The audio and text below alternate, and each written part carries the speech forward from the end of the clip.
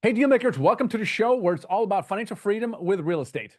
Let's do this. So in today's episode, we're talking with John Saunders. He's one of our deal maker students, and about his journey to closing a 64-unit multifamily deal. And it wasn't easy. And I picked this one in particular because it had one with a lot of twists and turns, and it wasn't easy. Sometimes we always talk about successes, and we don't really look behind the scenes and what really happened and what it's really like to start from really nothing, where he came into our program, has never done real estate before, and he had a lot of limiting beliefs. He didn't know really anything about real estate, and nevertheless, he moved forward and dealt with a variety of uncertainties, learned this, did that, learned how to talk to brokers. We're kind of breaking this down, and you can kind of see what it's like to start from scratch and actually end up with a deal and sticking with it, and now setting yourself up for scale and actually building a real estate portfolio. So with that, let's get an interview with John Saunders.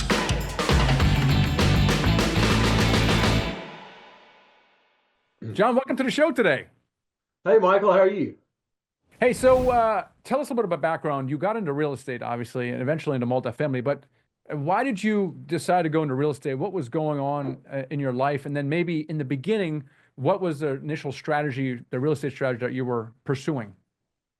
So, what got me into it is, I've grown up in an entrepreneurial family. I own a high-end design build landscape firm in Birmingham, Alabama. And really, I love what I do, but I was looking for more of that generational wealth, something that could really give me that, that longevity and the legacy in the family. And so I really started thinking about real estate. And it's kind of one of those things. I was like, I really want to do something new, do something different, something to do to diversify. And so honestly, got on podcasts and really never listened to many podcasts. And your podcast popped up, and started just binge listening to your podcast. And really, that kind of got me excited about it. And seeing that as kind of a really great opportunity for the financial freedom that I would like to have for me and my family. So obviously, you signed up with our program, but did you do any kind of real estate before that? I didn't. I didn't. Yeah. So what got you excited about the idea of multifamily? You talked about maybe financial freedom, diversification. Like, what was it? And maybe that's changed a little bit, but kind of what's your objective with this, getting into this business? My objective with getting into this business is to obviously provide the financial freedom, but also build it to the point where I've got, 1,000 doors or however many doors, kind of setting those goals and, having something where it's more, my money's working for me and I'm not working for the money. Because I feel like right now with my landscape business, a lot of what I do is I'm working for the money. I'd like, for the money to be working for me. It's everybody talks about the little purple book, read that and it just, got me on fire for real estate and kind of what all could come of that. But you didn't want to just do passive investing, although you could. You actually wanted to become more active. Why so? I see that as more of a, you've got more of a control of, the GP positions of the deals. You've got your capital raising, your asset management. Um, it's not like I'm just on somebody else's ride. I'm kind of heading it up with other GPs and kind of making decisions because I enjoy the challenge. I don't want to just sit back and watch it unfold. I enjoy a good challenge. I think with any entrepreneur, we're professional risk takers. We enjoy kind of getting in there and, going after those challenges and, learning something new every day because that's what it's all about. Did you think about any other strategies besides multifamily? There's so many awesome strategies out there in real estate. Did you think about any other ones? And what were your thoughts? That's a good question. I did, for the longest time, I was kind of thinking, possibly, going into storage units or, other areas, but I can't really even tell you necessarily. I don't even know if I could put my finger on the reason it was multifamily over storage units. It's just there was an appeal to it. There was something, it was almost like, you're dealing more with, you know, the renters and kind of building up, you're doing the capex on properties. It was just there was more to it that I enjoyed with the multifamily. But really, storage units I kind of thought about, but really I just fell in love with the multifamily. Now, what kind of like limiting beliefs or like mental struggle did you have when you first got started, right? Because some people do, right? I mean, even if you did move forward and you got yourself a mentor and whatever, that's cool. But you know, yeah, what were you struggling with in your mind?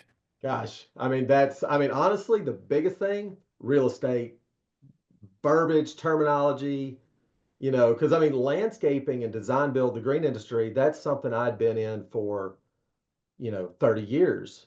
And so that's what I knew. That's what I know. I've never done real estate. It was a complete foreign language to me. And, that's what, in my head, I was like, you know what? I know nothing about this, all the terms, all this, but coming to DML, I think it was 2022 was my first time to come to DML, but coming to that and then just really reading books and learning and listening to podcasts and building that knowledge was something that I was excited about doing because literally, I mean, you talked to me a couple years ago about, CapEx or LTVs or any of that. I'd be like, what does that mean? I have no clue. But now, that was my thing that kind of uh, was exciting. And that was one of my hurdles to get over, which I've learned a lot, but I've still got a lot more to learn. I mean, a lot of people don't take any action for a variety of different reasons. Like you could have just said it's so confusing. I don't want to get into it. The other approach is that you could have decided you're going to do this on your own. You know, just continue reading books and watching YouTube videos and learning this stuff and doing your own. But you decided not to do that, but actually go work and get some help. Talk a little bit about that thought line of thinking there. Yeah, so and that is, I talked to multiple people even before essentially I joined your mentorship program, which was huge and beneficial. But up to that point, I was even talking to people, they're like, I'll read books, listen to podcasts, and they were like, I'll just learn it that way. But the way I learned things and the way I really wanted to do it is I needed somebody to be able to bounce things off of, somebody to just because my knowledge was like so low on real estate, it'd be like, I really need somebody, a mentor that I can talk to grow my knowledge. And so, yeah, so joining, your program, was something that I would think was very beneficial for me to be able to, have that a team, there to help me. And, also with that, you get this whole network of other people that's, able to help guide me and answer my stupid questions as I go through the process. It's like, hey, this is a stupid question. But the thing is, nobody was like, oh, no, that's no stupid question. We, that's what I really liked about it. It was the support system for sure. So you got a 64 unit deal. I think it was 64 unit, right? Correct. Uh, let's talk about that a little bit before leading up to that. What did you do, or what were you required to do in the program to actually get to that point? And then tell us a little bit about how you found this deal and kind of what happened. So, to get to that, obviously going through the program, learning how to work the SDA and underwrite deals, talking to brokers, getting past that hurdle of making that first when you first start, I'm so nervous about calling a broker and just learning how to call brokers and kind of getting comfortable with them, building those relationships. Um, you know, I think that was the biggest thing. Then just putting out LOIs, on deals. And I had a couple deals. I put out LOIs, got close, didn't work, and those didn't work out. And then this deal, the 64 unit deal came across my desk. I actually found it online. So it was listed originally um, at, it was originally listed at 4.5. I came in and, my offer, I just couldn't get close enough. And I ended up going to the broker. I was like, I just can't make this one happen. Blah, blah, blah. I just trying to really communicate with the broker and, trying to build that relationship with him, which was good because I mean I just continued on. That one kind of went in the back burner. I was like, I can't. That one didn't didn't pencil out. Didn't get where I needed to get. So then it turned into, I think it was probably a month later. The broker actually reached back out to me. He was like, "Hey, we've got updated financials. I want you to look at this deal again." So I did, and ended up making an offer. What was it? I came in. I made an offer. So it was still, I think it was still 4 point, yeah, it was still 4.5. And I came in, my offer was, I want to say I was 3.9, and he was willing to entertain it, but then some other big group came in and they offered 4.1 or yeah, 4.1. And I was like, okay, it's out again. So I lost it again. So anyway, fast forward, their PSA came back with all kinds of stuff. They were demands that the broker's like, I don't want it. Make us another offer. If you can get a four in front of your number, the deal's yours. Great. So got it under contract for $4 million, and started going through the process, which I was excited. So now it's like, hey, I'm under contract for the first time ever. I've gotten a PSA accepted. Why did they accept it? Uh, they accepted it. Number one, I got a four in front of the number like the broker wanted. But number two, I feel like the broker saw my drive to get this deal closed and my hunger to make this deal work. Um, yeah, go ahead. And what led him to believe that, right? And this is I think one of the biggest misconceptions people getting into this space. No one's going to take me seriously. It's not like you had $1 million in the bank either. What gave this broker? How did you build rapport with this broker to the point where he's now calling you and pursuing you and taking you seriously? Yeah. So a lot of it came down to, and in my other business, I've kind of learned how to do this. It's really creating that presence and, creating that image with the broker that, hey, it's more confidence. It's just confidence when I'm calling him, confidence when I'm talking about stuff. And if he asks me a question like, hey, how many, if he asks me a question, I want to be confident about my answer. Whether I really know the answer or not, I want to be confident. And I think that really helped, him saying that I'm following up with him and I'm staying on top of things too. So it Yeah, sounds like at this point you did build up a certain amount of confidence then. yeah, I did. I did. Now, granted, behind the scenes in the back of my mind, I'm definitely confident, but I'm still nervous at times going, okay, did I say the right thing? Did I do the right thing there? But yeah, it worked out. How long were you dealing with this broker? And in other words, and how quickly were you able to build rapport? Was it years or weeks or how long did it take for this broker to now call you back and take you seriously? As far as getting that, getting the deal closed, I worked with him for Yeah, not to close, but no, I'm saying till you were under contract. Like from when did you start calling this broker? before you're talking about when did I start calling him before I actually got it under contract? Yeah.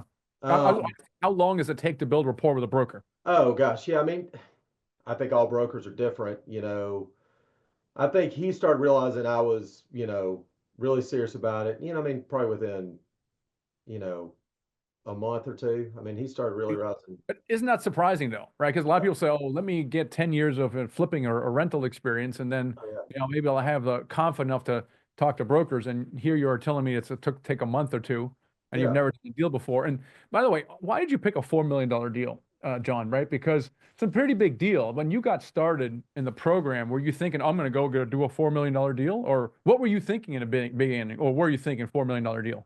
Not at all. No. Getting into it, I was thinking, okay, I'm just gonna do a little small, eight.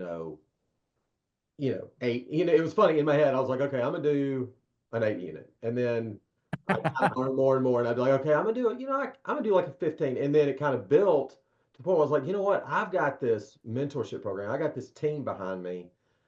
I want to go big or go home. I want to make this happen. If I've got this team, and really, there's a lot of times I've listened to your podcast and all that. It says, really, the process is the same, whether it's $1 million or $20 million. And I'm like, you know what? A $4 million, it's a good size. I like it. The only difference is really going to be the capital raise, but everything else, you still got an LOI, PSA, you've got all the different pieces. Here you are making an offer and pursuing a $4 million deal. Did you already have the money raised? In other words, what I'm saying is, what gave you the confidence to actually take a swing at this deal? Um, it's just, the fact that I knew that I had the team behind me and I knew that I had, the abilities. In life, I've always kind of looked at stuff like, okay, you know what? Life's going to throw you curveballs or challenges, and as long as you take it one step at a time, you're going to get there. You're going to make it happen. And so that's kind of where it was. It was kind of more of I almost wanted to set the goal so high that I've really got to work for this. And and I've said it a couple times, I like the challenge. So that was kind of thing. I did not have any capital raise before that. I did feel like with my design build landscape firm, we do a lot of high end landscapes. I was like, oh, I've got the clientele. They're going to spend the money on landscapes. They're going to put money into a deal like this. Right. Um, that's how I felt, yeah, going into it. Yeah, that's interesting. Yeah, I just sense that you are doing just the next thing without thinking too far ahead, which is actually it looks like it sounds a little bit, unwise to do that. But I found it's the best way to proceed because you can't have everything figured out in the beginning. And people who try to get everything figured out in the beginning, they never start because it's very difficult to find everything in the beginning. So somehow how are you able to deal with uncertainty? How are you able to move forward without having figured everything out?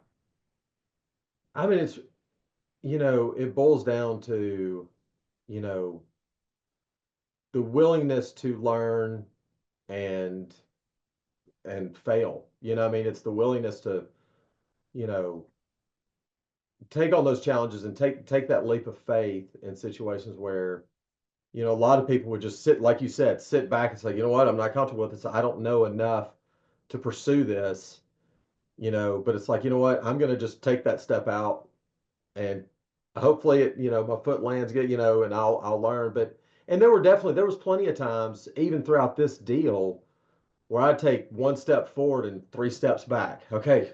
All right. I got to keep at it, and hit it hard. So it's really just that, I guess that, you know, I don't know, just that drive to get there because I really wanted to get this thing closed. Yeah, yeah, absolutely. So what happened?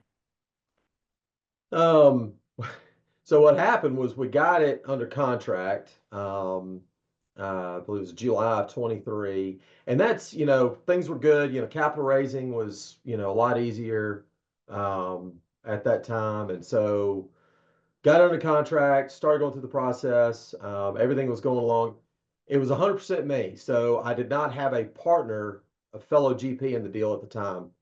That's lesson one learned. So I didn't start off with one. So then I needed to get a sponsor just because I hadn't been in real estate. I needed to, and so I was able to hook up with a sponsor that came in as another GP, but she came in after I'd already put up all the EMD cost. I was, I put in all the soft costs, was paying for inspections, surveys, all that stuff. So anyway, she came in. So now she's helping with the capital raise. We bring in a couple other capital raisers off of them GP positions. Um, all in all, we had one extension built into the PSA for additional EMD. So I had the MD to get under contract. Then we had to use that extension. And then I used six more extensions after that. Yeah. So, um, and the good thing is all six of those were free. None of them cost me any more EMD. Because as everybody knows, during those times, that's when capital raising it was getting harder and harder and harder to raise money. By the end of it, really long story short, we got it was January of 24 was my final closing date. And I finally had to have the dreaded conversation with my broker. I can't close it. I'm out of options. I really don't know what else to do because the last month or two of the year, I kind of got a little bit more transparent on, okay, it's the capital raising is the issue. This We is had, where interest rates were going up, right? Pretty rapid, but yeah, during end of 23, right? That was the yeah, time. yeah. Yeah. It was very And difficult. yeah, yeah. And, we had people that wanted to do, try to get money in by the end of the year, but it was like we had this, hey, a lot of people, we'd have these soft commits of $500,000 or 750,000, but we couldn't get them to put that money in the bank. And so, all in all, told the broker in January, I was like, I'm out of options. And in my head, I'm like, all that EMD and soft cost gone. Hey, this Mm. seller's going to have a great Christmas. They're gonna, get all this money. So the good thing that I think helped out, all right. So I'm at this point, but kind of my relationship with the broker had really grown a lot, and even with the seller, um, which is not always the case. You don't always get to meet the actual seller, and so when I would go to the property, he's my age. He owns another business. He's a small company. He's got builds barns and in Pennsylvania, and I made a point when I was up there doing some of my inspections. He was there working. He worked the property even after he had it under contract. I made a point really to go shake his hand and let him know, hey, I'm a regular guy like you trying to do this. So he was able to help me obviously get to that point. So those free extensions. January, told the broker that I was out. I couldn't do it. I'm sitting there, holding my head down. I was like, God, I didn't make it. And what happened? So, so then I'm talking to Julie Peterson. I'm sure a lot of your listeners know and heard of Julie Peterson. She's great. I work with her with the lending, but I was talking to her and she was like, "Hey, John, I've got a couple of experienced operators I can um, introduce you to. They may want to take over the contract." I was like, "Hey, I'm up for anything at this point." So I call the broker and say, "Hey, I'm singing a new song at this point. I'm like, hey, I may have people. I'm not talking about bringing in a chunk of money or anything. I have people that have a ton of deals, a lot of experience. They might want to take over the PSA or the contract." And so fortunately, he was like, "Well, good thing you called. We were releasing the money out of title tomorrow morning." So I had caught it less than 24 hours from my money being released. It was entitled. And so he was actually willing to entertain it. I took these two new potential GPs, met them in Tennessee. So the property's 5 hours from my house. Met them there. They liked the deal. And we ended up going back under contract through them. And then still struggled a little bit with capital raising, not as much. They had a lot better network that they were able to pull from. And then we're finally able to get it closed 17 months later, which was November. I think it was November of 24. So 17 months to close this thing. Yeah. That's a long deal. That's a what a journey that was. Yeah. And so obviously it didn't go the way that you wanted, though you got the deal done. What are some of the things that you learned? Not maybe not the lessons learned, because you mentioned one, you didn't have a partner out there, but like break it down, like, all the things you learned going up through things you had to learn, skills that you had to develop that you didn't have before. Like just go through the list a little bit.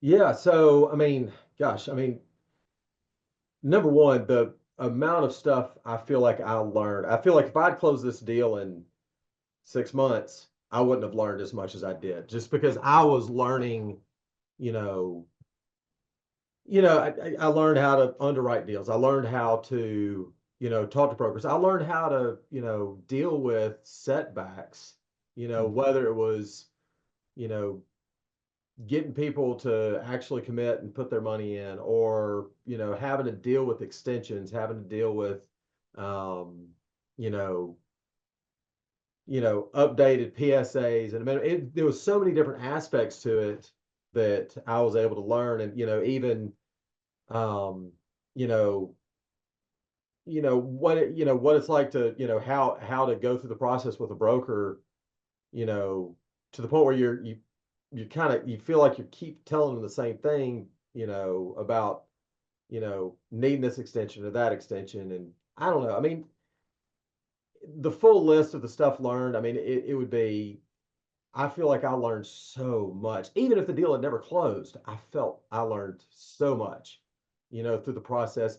And I always tell people, even with my current business, my landscape business, 90% of the stuff I know, I learned from, failure and messing up and setbacks. Well, not doing that again, you know? And so, and that was kind of the thing with this. And, another big lesson learned was, I don't want to be the one with all the E&D and soft cost and all the risk, because I did notice one thing, big thing I noticed is, even when it got towards the finish line in January, the first finish line, um, my my co-GP and the other capital raisers and this team that I had built, everybody was trying to help me get it closed, but there was really one person, me, really trying to get it closed because I had skin in the game. None of them did. They had time they were going to lose, but in the future, bringing in other GPs, I'm like, hey, you need to put skin in the game. Let's both, because that's a commitment, but that was probably one of the bigger things. That's good. Some other lesson learned. That's anything else? Let's see, other lessons learned, really never give up. I mean, it's kind of, that seems kind of cliche, but I mean, it's really, there were so many times that I just wanted to throw in the towel. I'm like, I'm done dealing with this. I'm ready to move on. But why didn't you? I guess it's just it's something inside me that I just don't want to, I didn't want to see it fail. I mean, and even part of me, I was like, I really want this seller to be able to sell his property. I want to build this relationship with this broker. I don't want this broker to go to his friends, hey, this guy out of Birmingham, Alabama, he can't make it happen. I just wanted to, I knew I had a goal, and my goal was, to get into multifamily, get a deal closed. And I really didn't want to stop until I got there, no matter what it took. And, fortunately, I did get it closed, and I've saved the relationship with the broker. I mean, the broker we still talk, he hasn't written me off, and he'll, still send me deals here and there. So it was good to be able to finally get to that finish line. Yeah, that's amazing. Yeah, well done. Though it was took a little while. But now look forward a little bit here. What do you think is next for you? Next I want to get the next deal. I want to get, I want to get more, more properties, more multifamily. I just want to build that portfolio because, as you always say, the law of the first deal. I mean, I kind of feel like I've been bitten by the bug. I've enjoyed the process, and I want to get the next one closed for sure. Well, think about beyond that little bit here. So I know you definitely want to get the next one closed. Have you thought anything in the future? Let's say 3 to 5 years. Have you thought anything about what would be possible for the business? Gosh, I mean, the sky's the limit. It's really, my goal. I'd love to get to 1,000 units. I'd love to get to the point where I've got a team in place and I can really, you know, scale this to the point where, you know, I've still got a design build landscape firm, but, at the same time, maybe that's kind of more, on one side, but then I've got this, this thriving apartment multifamily business that can start even more creating that legacy and that financial freedom for my family down the road. And who knows, just kind of build that to the point where, um, you know, I've got that, whether it's to the Southeast or wherever. That's my goal though, is to, to scale it. Yeah, that's awesome. Well, an amazing journey, man, and I just cannot wait to see what you do next, because while this was a difficult deal, it has definitely formed and shaped you, and I can guarantee the second one's going to be easier. I hope so. I don't see how I couldn't. Yeah, that one was definitely tough, Yeah. but yeah. Yeah, you Excited about stick it. with this one and you got this thing done. It's going to be amazing what you do. So it's been great. How can people connect with you, John? Well, they can connect with me on my email, John at saundersinvest.com, or LinkedIn, Saunders Investments. I'm on LinkedIn as well. That's awesome. Yeah. Yeah, it was great. And now I can't wait to have you here in a year or two and see what you've done. So thanks for being on the show today. All right. Well, thank you. Look forward to it.